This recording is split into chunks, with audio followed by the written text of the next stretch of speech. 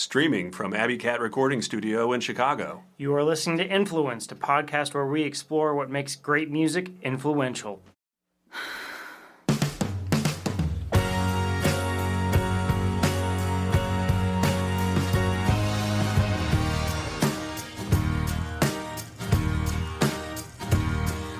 I steal a few breaths from the world for a minute, and then I'll be nothing forever. And all of my memories and all of the things I have seen will be gone, with my eyes, with my body, with me.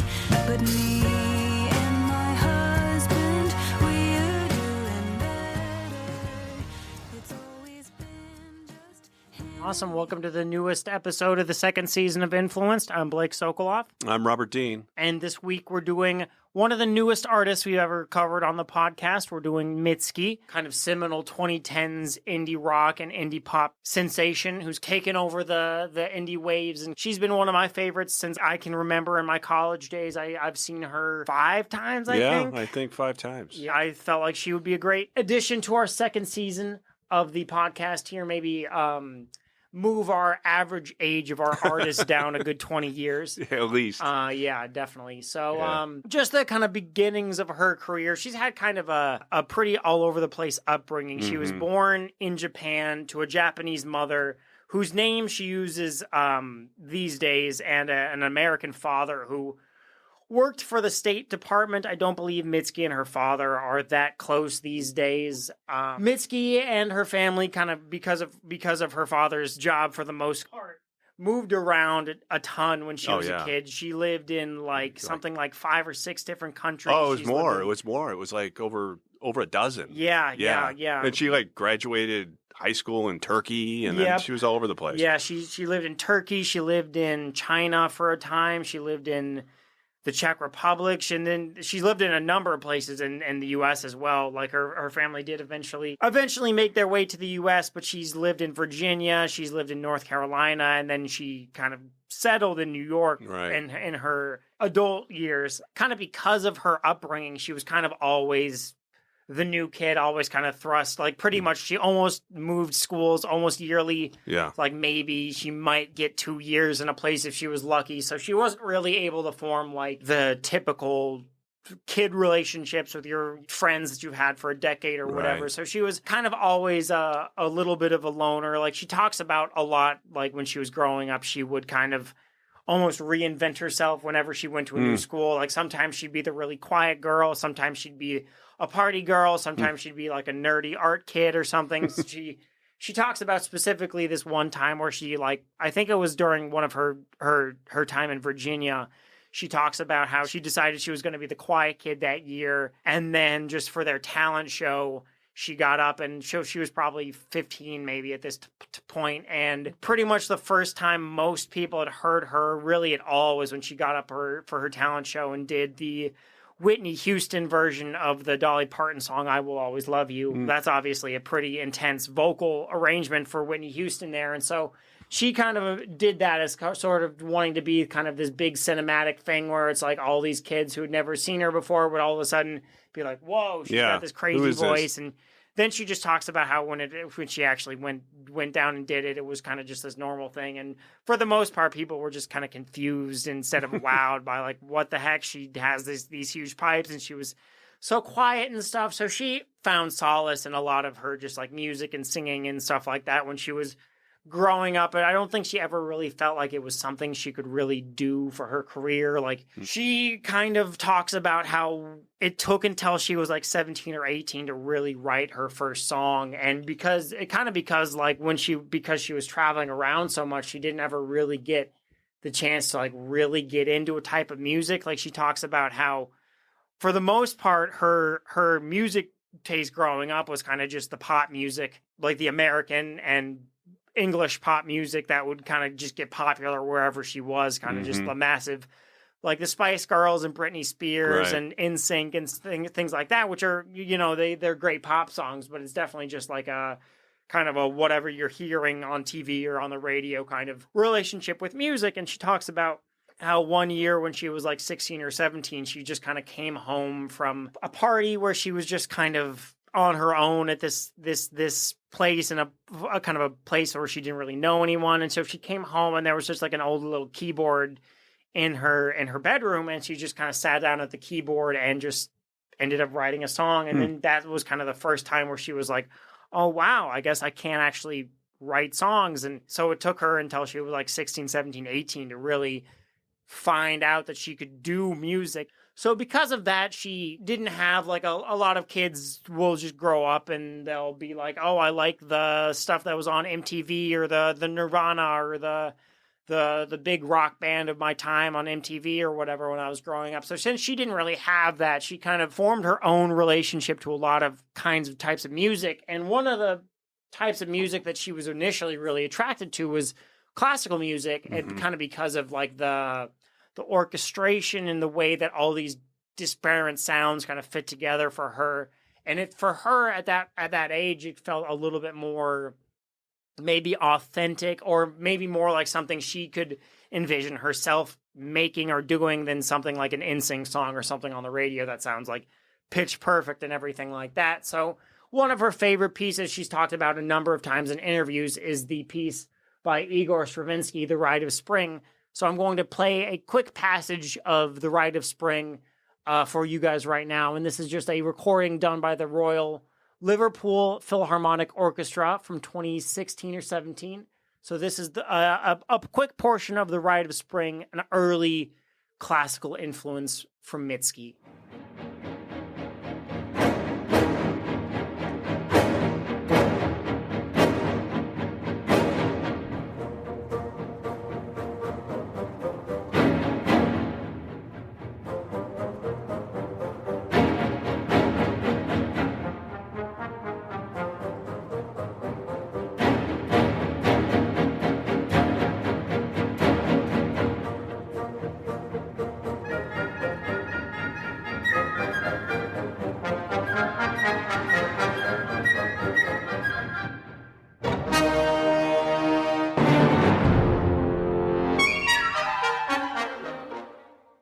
Yeah, so as I mentioned before, Mitski graduated high school in Turkey, but she actually attended college in the U.S., specifically New York. She started as a film student at Hunter College, that's in New York City. Oh, yeah, definitely. But after a bit, she transferred over to SUNY Purchase, which is State University of New York in Purchase, to get after music composition, which leads right into, that particular type of influence that you just played. Oh, absolutely. And like her first, like if you look at her discography, Mitski's discography is also a little interesting. And like, I don't know really any other artist like this. I mean, obviously there are sometimes artists who release a few albums independently before they get signed to a label. But with Mitski, it's kind of interesting in that if you look at her discography, she's got 6 albums now. And her first 2 albums were her kind of college albums, and that her first album, which is just titled Lush, and her second album, which is titled Retired from Sad, New Career in Business, both of those albums were actually kind of college project albums, where Lush was her junior year album and Retired from Sad, New Career in Business is her senior year album. And so I'm going to play a first song off of Retired from Sad, New Career in Business here in just a second. It's called Goodbye, My Danish Sweetheart. You could really hear that very Baroque, classical, piano-based songwriting style that where Mitski was kind of drawing a lot from her classical arrangement and a lot of the classical music she grew up listening to. And a lot of that, I mean, one, that's the kind of music that she was writing when she was at school and composing entirely on piano. But she also made a very heavy use of student musicians on these albums, and especially on Retired from Sad, New Career in Business, because it was her senior project. There's something like, I think 20 some musicians actually credited on the album in the liner notes, and there's upwards of like 40 to 60 musicians technically who worked on the whole project. And that's because it had kind of entire orchestral kind of arrangements for a number of these songs, including Goodbye, My Danish Sweetheart, which I'm going to play here in just a second.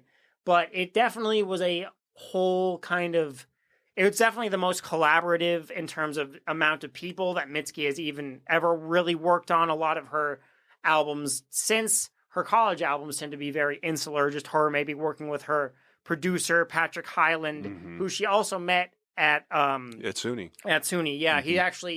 Patrick Hyland actually first started working with Mitski on her second album, Retired from Sad New Career in Business, and has since kind of become her regular go-to producer. So here I will just play right here real quick, Goodbye, My Danish Sweetheart, off of Retired from Sad New Career in Business from Mitski, her 2013 senior project album. But this album, you can really hear the entire kind of classical repertoire almost playing itself in through a indie rock lens through Mitski's music. So here's Goodbye, My Danish Sweetheart from 2013's Retired from Sad New Career in Business. You can see how it's blossomed for you, and I don't blame you if you want to bury me in your memory. I'm not the girl I ought to be, but maybe when you tell your friends, you can tell them what you saw in me and not the way I am. And I don't mean to make your heart blue, but could we be what we're meant to be? I'm just about to beg you, please. And then when you tell your friends, you can tell them what you saw in me and not the way I used to be. 'Cause there's nobody better than you. Yeah, Mitski released both of those, I'll call them college albums, Yeah.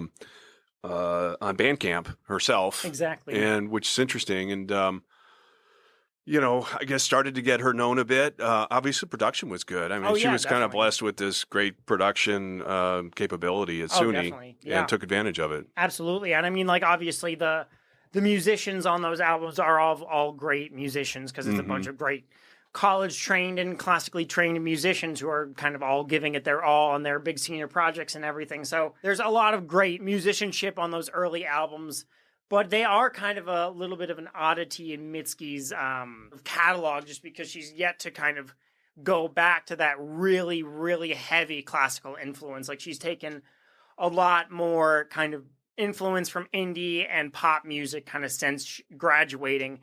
And once she graduated in 2014, I believe, she kind of was left on her own for a little bit. Like, she just started gigging around New York City.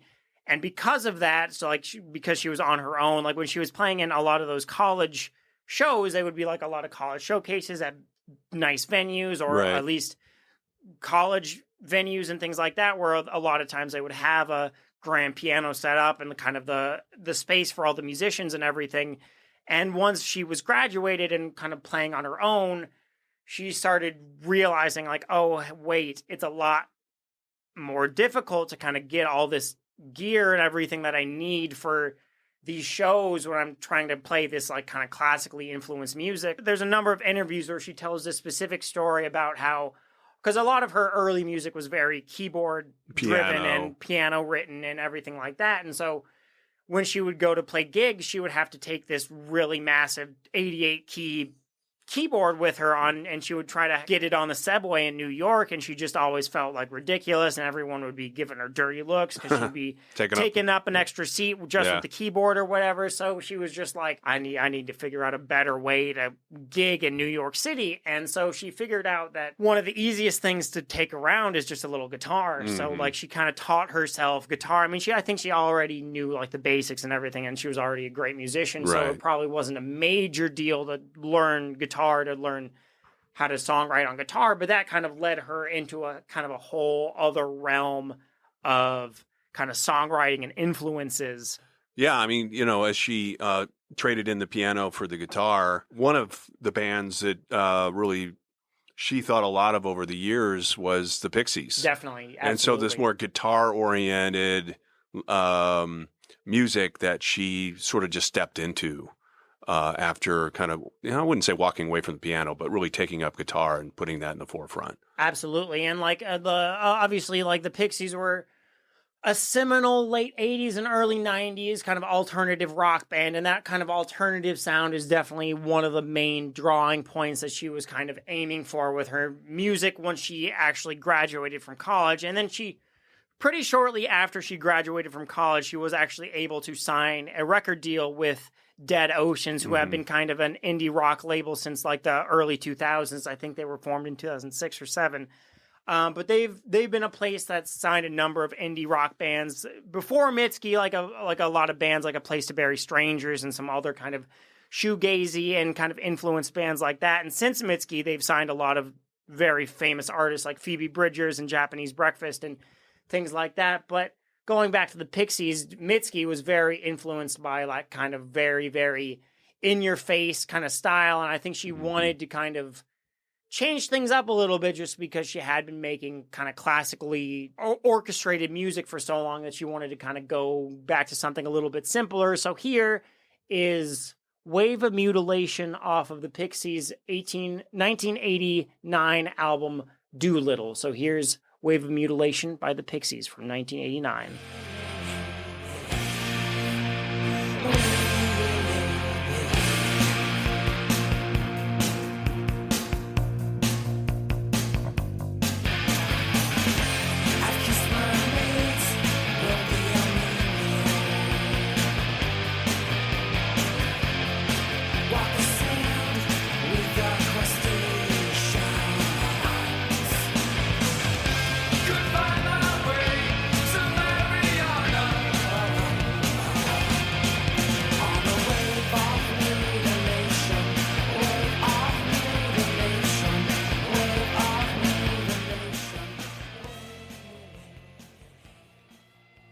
Yeah, so that's the Pixies, definitely an influence on Mitski, and Mitski had been a fan, obviously. And the other thing that I think she picked up on from the Pixies is just length of song. I mean, both the Pixies and Mitski have, a lot of songs that are like between 2 and 3 minutes long. They're just shorter type songs. As again, she's released 6 albums at this point, and none of her albums. A lot of her albums actually have, sometimes 10 to 14 songs on them, but none of her albums have actually ever hit over 40 minutes long. Mm-hmm. So sometimes like having an album with 14 songs on it that only ends up being like 32 minutes long, like that's definitely a shorter album. And that's definitely something that she picked up from a lot of those kind of alternative and indie rock influences of hers. And she's also really liked a lot of like very hard, like obviously the Pixies have some punk edge to them, but Mitski has also talked a lot about liking a lot of really hardcore punk artists and everything like that. Like her music taste is very kind of all over the place, from classical music to hardcore punk. But here is a song off of her 2014 album, which is titled "Bury Me at Makeout Creek," which is actually a Simpsons reference. But this is her first not major label, but her first label released album. And you can definitely hear that indie rock, that heavy guitar sound, that very noisy and almost kind of a punky style of production. So here's Francis Forever off of Bury Me at Makeout Creek by Mitski from 2014. I look up at the gaps of sunlight. I miss you more than anything. I don't need the world to see that I've been the best I can be, but I don't think I could stand to be where you don't see me. And autumn comes when you're not yet done with the summer passing by, but I don't think I can stand to be where you don't see.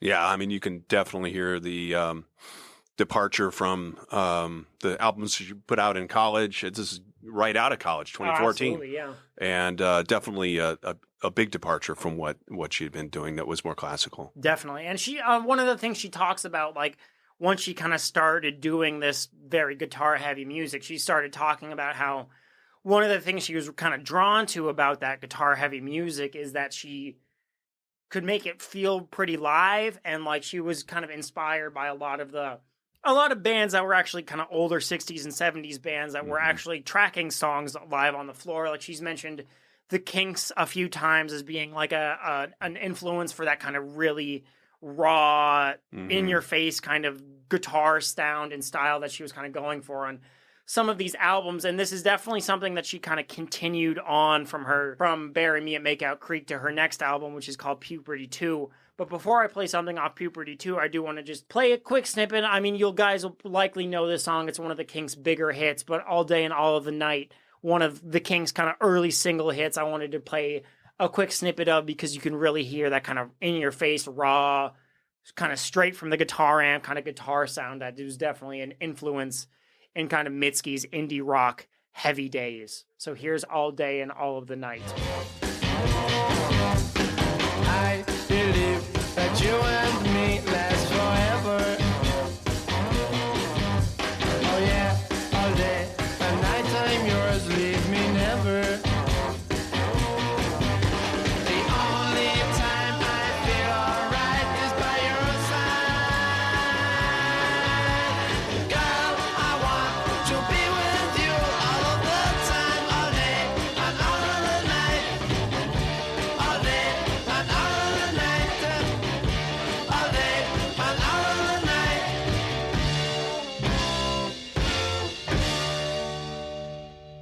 Yeah, that raw guitar from the Kinks, definitely an influence, and that upfront vocals as well. Definitely, yeah, Mhm. definitely. The upfront vocals are definitely a big thing for a lot of that kind of very direct, in-your-face indie rock as well. And so Mitski kind of continued on with her next album, Puberty 2, also released on Dead Oceans. And this is kind of the first album that she really started getting a lot of notoriety on. Like, this is the first album that I saw her on tour for, like 2 or 3 times. I actually saw her play a couple solo shows at the Lincoln Hall off this album. And In then Chicago. In Chicago. Mhm. And then I also saw her open for the Pixies at the Chicago Theater, also off of this album. But this album also kind of got her first few songs that actually started getting some radio play on alternative and kind of rock radio, which would be Your Best American Girl and the single I Bet on Losing Dogs. Both of those songs, which are actually right next to each other in the track list of Puberty 2, were kind of the first songs that started kind of blowing up online and kind of around the kind of indie rock scene where people were like, oh wow, this Mitski is kind of one to watch and something like that. So I'm definitely going to play a bit of I Bet on Losing Dogs here by Mitski, and you can definitely hear that kind of continued appreciation for the kind of loud, in-your-face, kind of almost grungy, kind of quiet, loud dynamics, which is definitely something picked up from the Pixies and bands like the Kinks who kind of perfected that quiet, loud, quiet dynamic. So here's I Bet on Losing Dogs off of Puberty 2 from 2016 by Mitski.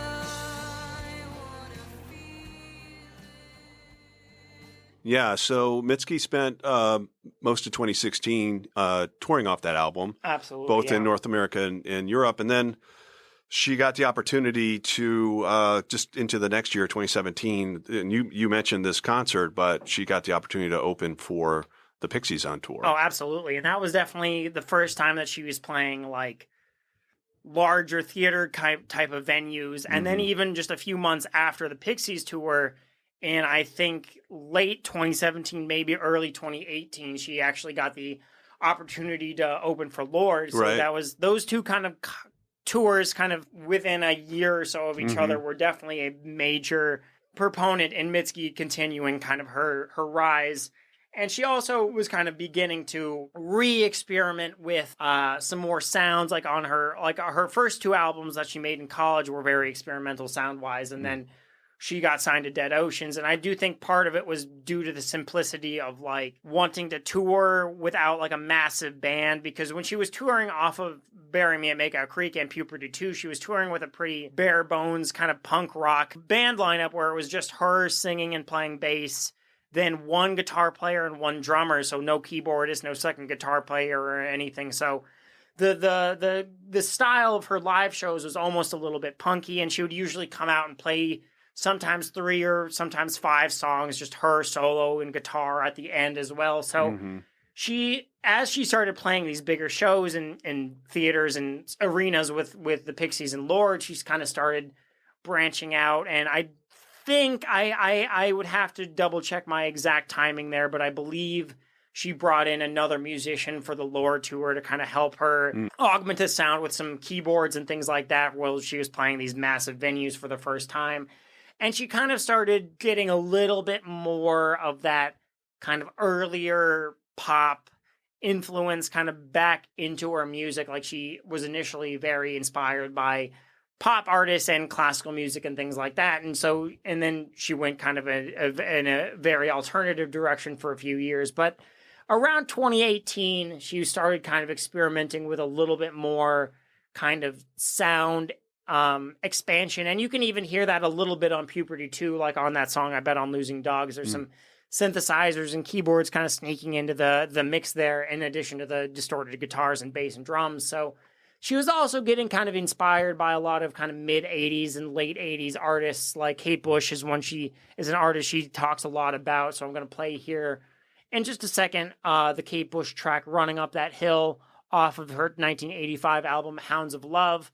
But she was also very influenced by a lot of kind of film of that time. Like she talks a lot about being influenced by a lot of the Hayao Miyazaki Studio Ghibli films of the late 80s and early 90s, and a lot of David Lynch's work around that same time frame. So here kind of identifying with that, the musical side of that kind of decade of influences is Kate Bush. So here is Running Up That Hill, A Deal with God from the 85 album Hounds of Love by Kate Bush.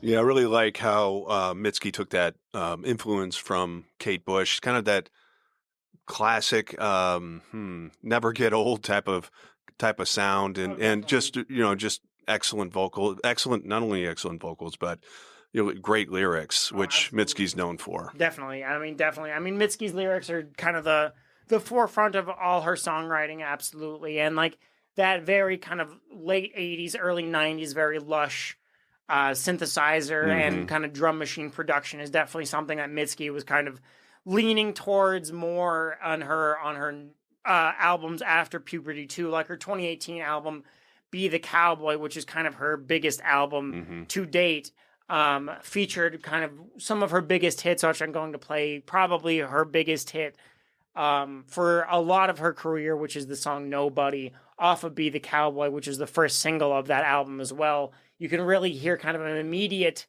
180 where she just starts kind of concentrating on groove and a lush kind of atmosphere of the songs instead of a very in-your-face kind of heavy production that was kind of over her last 2 label-released albums. You can kind of really hear that very lush, kind of more groove-oriented sound on Be the Cowboy. So here's Nobody, the lead single off of Be the Cowboy from 2018 by Mitski.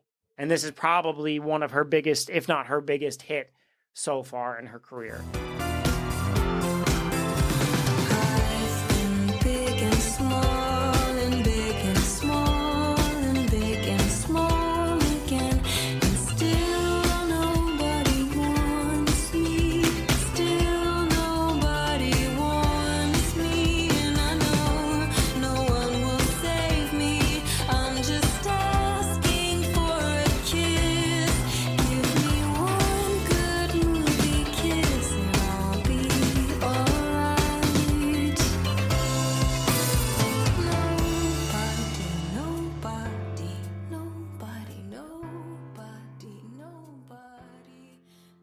Yeah, so great album, obviously, but Mitski toured on that album. In fact, she'd been touring, I think, kind of nonstop for at least 5 years, and Absolutely, she was yeah. kind of getting a little wiped out. I don't know for Definitely. sure what all came about here, but she did announce that her final shows for a while, and didn't say for how long necessarily, but just for a while, was going to be in Central Park, New York. Yep, in 2019, I believe. Yeah, and those show, I don't know how many shows it was. I think it was a few. Sold out like within an hour. Oh, absolutely, yeah, yeah. By Be the Cowboy, she was definitely an artist that was hard to get tickets to. Like I remember, I saw her on the Be the Cowboy tour, and I saw her, I think, sell out the Vic Theater, which is a pretty large theater in Chicago. I mean, it's maybe not Chicago theater size or anything, but it's over a couple thousand people, and she sold it out within a day or two of the tickets going on sale. So it was a massive sellout tour, and like, she did definitely earn a few years off, and like she did eventually come back in 2021/2022 for her newest album, Laurel Hell. But we'll get to that in a bit. Kind of after her Be the Cowboy kind of victory lap, so to speak, with her tour and everything, she really kind of became apparent that Mitski really was one of the most influential artists who has kind of come up in the indie scene in the last decade. And like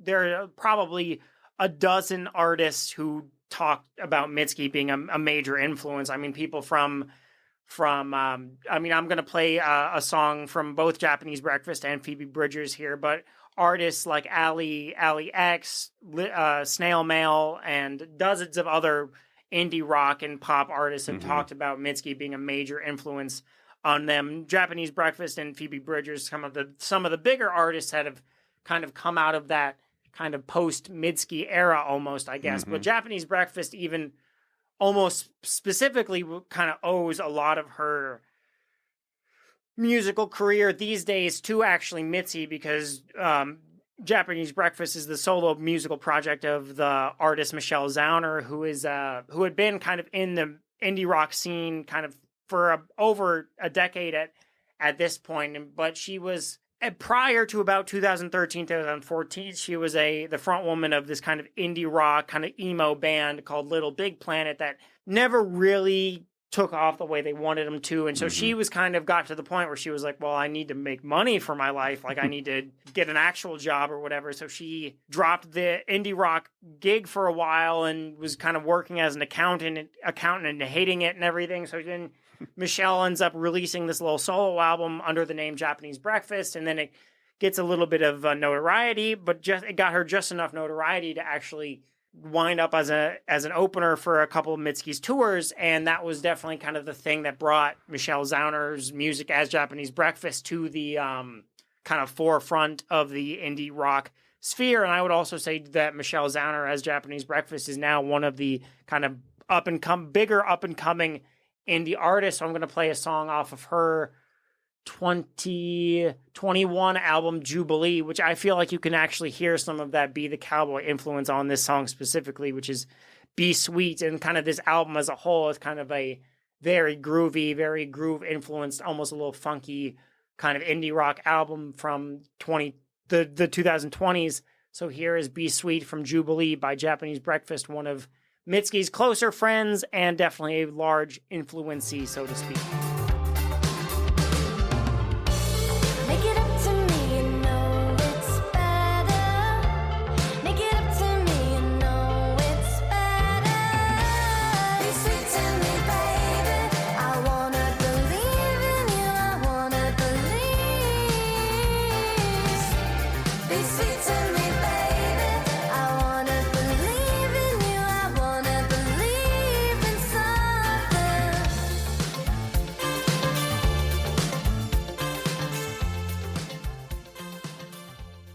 Really great to hear that Mitski influence on Michelle Zauner.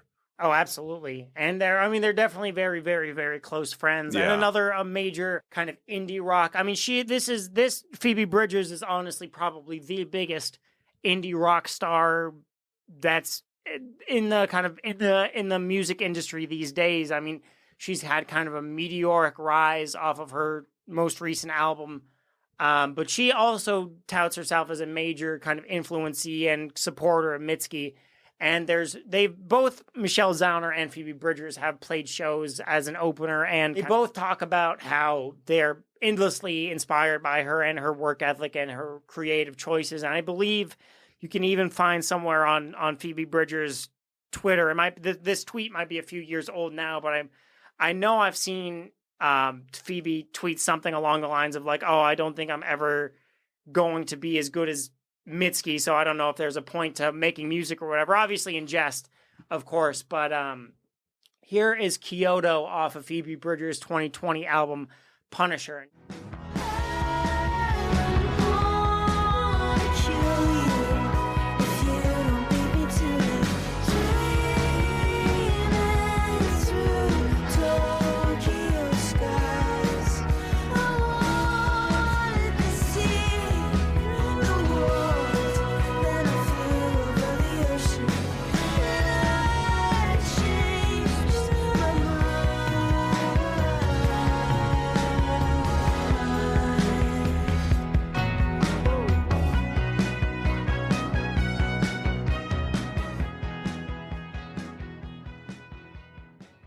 Well, one other thing that's kind of cool about covering a relatively newer artist like Mitski is it's going to be really kind of fun and interesting to see what influencees come out in the future. Oh, absolutely. And I mean, Mitski is definitely still well into her music career. Like she did take she took about a 4-year break from 2019 to about 2022, but she did recently kind of return with her most newest album called Laurel Hell, which we're going to kind of close out the podcast with a song off of Laurel Hell called The Only Heartbreaker, which actually is another one of kind of Mitski's bigger songs. It's probably the biggest song off of Laurel Hell, and it actually kind of another just sign of Mitski's kind of, I guess, placement in the music industry these days. But The Only Heartbreaker actually made it onto Obama's last, I don't remember if it's a summer playlist or if it's an end of the year playlist. It's like an annual playlist. Yeah, Barack Obama, yeah. But